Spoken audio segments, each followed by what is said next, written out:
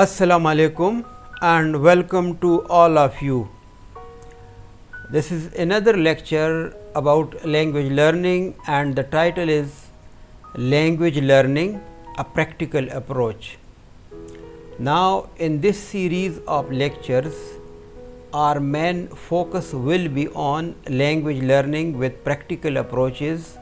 That is, we will focus on activities as well, and we will take all the three components of language, that is phonology, grammar and vocabulary. In this lecture, our focus is on vocabulary learning, and this is the first lecture. So, vocabulary learning, a practical approach.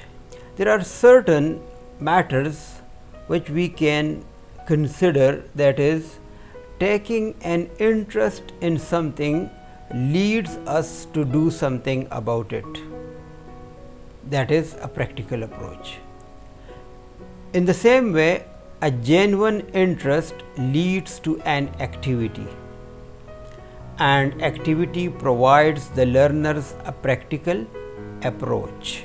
Again, as in the previous lectures, we discussed that there are three main components of any language, that is grammar, vocabulary and phonology. Vocabulary. In language learning, the main concerns are how to broaden our knowledge of words. This is the first question. And second, how to understand and select the words that will best express what we have in mind. So, what is vocabulary? Vocabulary is a range of language of a person, profession or a class. It means a range of language of a person means how many words a person knows are in his vocabulary. The words, idioms, proverbs, all these words which are in the range of a person, this is called his vocabulary,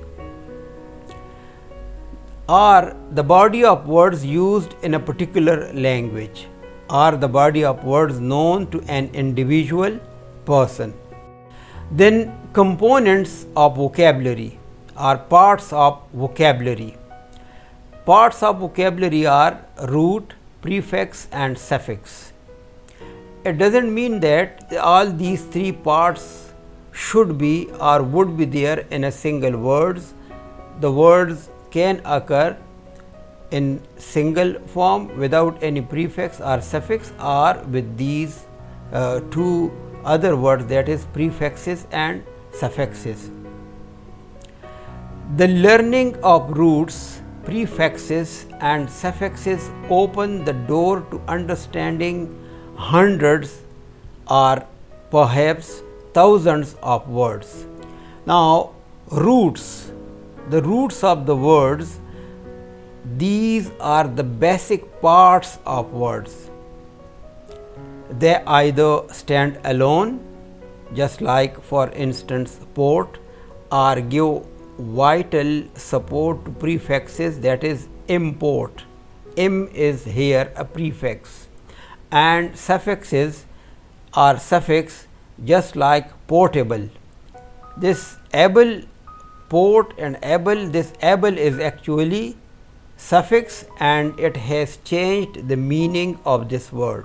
Components of vocabulary, it's continued, prefixes. So, the syllable which is attached to at the beginning to a root and give it a special meaning, this is called a prefix. In the same way, suffix appear at the end of a word, just like lady like. Lady like, this like is a suffix, or usable. The last word, this is called a suffix. We can explain it with an example. The root cred means to believe. When a story has credence, it can be believed. If it is incredible, it is unbelievable. Then next stage is what can be learned through vocabulary.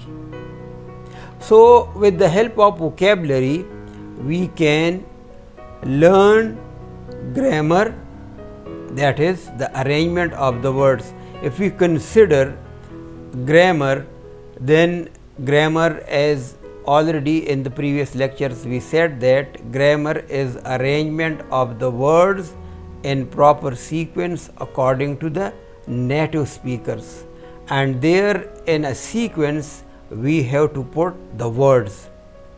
Then word formation or structure of the words, this is can be learned through vocabulary. Homophones means the words with the same sounds, or if we consider in general approaches, then we say it's a pair of words. So pair of words, actually they are homophones, the words which have the same sound but different spelling and pronunciation. The words which have different spelling but the same sound. Homographs, in homographs we have spelling the same for both the words. The spelling is the same but the pronunciation and the meaning, they are different, then they are called homographs. Prefixes, suffixes, idioms, semantics, proverbs, style, anagrams, synonyms, antonyms, denotation, connotation, collocation, slang, cliche, etymology, euphemism, phonetics, pronunciation, text, context. All these words, the details can be learned through vocabulary, and vocabulary is the range of words of a person. Then there are two types of vocabulary, that is generic and specific. A generic word is broad in meaning and includes a whole class of ideas. The generic word, for example, shop. So shop suggests innumerable specific words like vigilant, impetus, caustic, etc., etc. Another example is vehicle. So vehicle is a general word, and can you identify or can you write the specific meanings attached or which can be considered or linked with the vehicle? I will just focus on word just like truck or bus. They are then specific. You can add the rest of the words with vehicle. Specific vocabulary. A specific word is narrow in meaning and is limited to a particular thought. The word nice and very nice, they can be used. However, instead of saying that something is nice or very nice, we should try to use more precise and interesting adjectives to describe things. For instance, pleasant, perfect, beautiful weather, a cozy, a comfortable and attractive room, a pleasant, interesting, enjoyable man. Now we will take a very interesting example, and this is for the research students as well.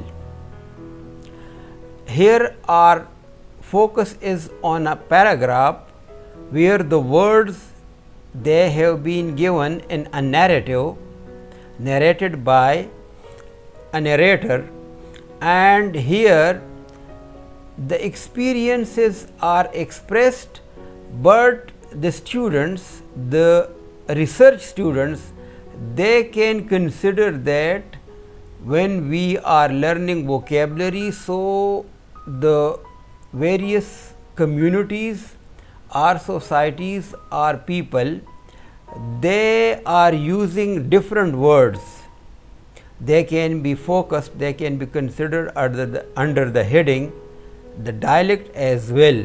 But here the change in vocabulary are the differences in vocabulary, and particularly just like when we consider spelling, vocabulary, grammar and pronunciation. And if we consider, if we take into account these four aspects, that is grammar, pronunciation, vocabulary and spelling, then they differ in various communities. Here we have given the example of only vocabulary, but in the coming lectures then we can consider changes in the grammar, changes in the pronunciation and changes in the spelling. Just like this is a good example for the research scholars as well and for the general observation as well. Now, what the narrator, he or she says, I had always thought that people of England and of the United States spoke the same language. But when I travelled in England, I learned that British have names different from those we use in America. The English go to the cinema, not to movies. This is the difference. Cinema in British English and movies in American English. This is the difference. They telephone from call box rather than from booths. So, call box for British English and booths for the American English. In the United States, you might buy your newspapers at a newsstand, but in British English, the word for the newsstand is different from it. In the same way, the English do not ride elevators to their apartments. Apartments and elevators, they ride lifts to their flats. So, the differences in vocabulary, elevator and lifts and apartments and flats. This is American vocabulary and British vocabulary. In the same way, an English or a Britisher can say that I filled up my motor car with petrol from a can I always keep in the boot. Then I checked under the bonnet and cleaned the wind screen. Now, there are certain words just like can, just like boot and just like windscreen. In American English, it simply means I filled up my car with gas. So, petrol and gas, this is the difference. From a can is the same. I always keep in the trunk. I then checked under the hood and cleaned the windshield. Again, those people who are taking keen interest in the vocabulary, there are certain words which are different from each other, just like windshield and windscreen. Now, we will focus on certain activities for practical approaches. In the first slide, there is an activity, and this activity can be linked with the grammar. However, again we will say that these are actually words, vocabulary, and they have been taken here. So, you can first of all you can find out the exact word. For example, the first one is what, and the second one is please, please. The third one is oh, and the fourth one is clean.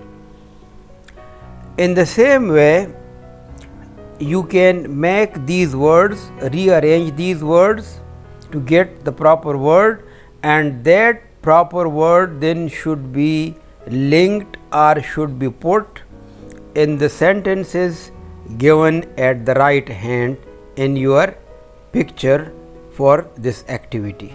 There is another activity, and this is relevant with the kitchen drawing or the kitchen, and this is about the kitchen and what is in the kitchen. The various things which are lying in the kitchen, that is teapot, coffee, glasses, cups, then candle, vase of flowers, and bottles, plant, etc., etc.